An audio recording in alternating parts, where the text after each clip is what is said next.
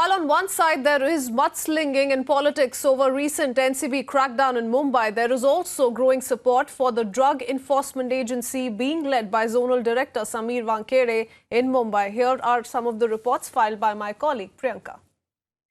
Day 9 of the investigation by the NCB, and they have already made 20 arrests in this entire matter.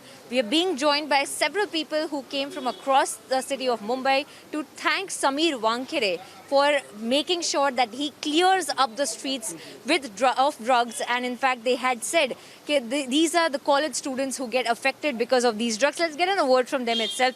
Ma'am, you have all come here today to congratulate Sameer Wankere ji. You have spoken to him, you have facilitated him. What exactly have you spoken to him about, and why have you come? Especially we come for to thanks him for the work he is doing. It is a wonderful work on the behalf, not particularly some region or particularly some target, but his work is for only to finish totally drug from, not in Mumbai, but his work is only for to complete this, destroy this thing from here. So I think so it is a big work he is doing, and I'm really thanks to him, and big salute from me and my alls who is with me.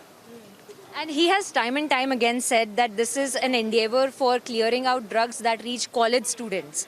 Because these are star kids, but that is not why he is investigating it, but also making sure that the streets of Mumbai are clean of these drugs as well. What do you have to say? I want to say that we have to support him, not to go backward, and we all have to come together and support him in this matter.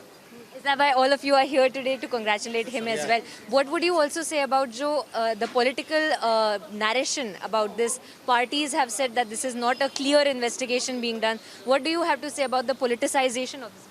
I think so it is not about the politicians and everything. If we work it together with the politicians also, and I think so that politicians have to come towards to him and salute his work, and if we do work with him, that we can do best for it. I think so that.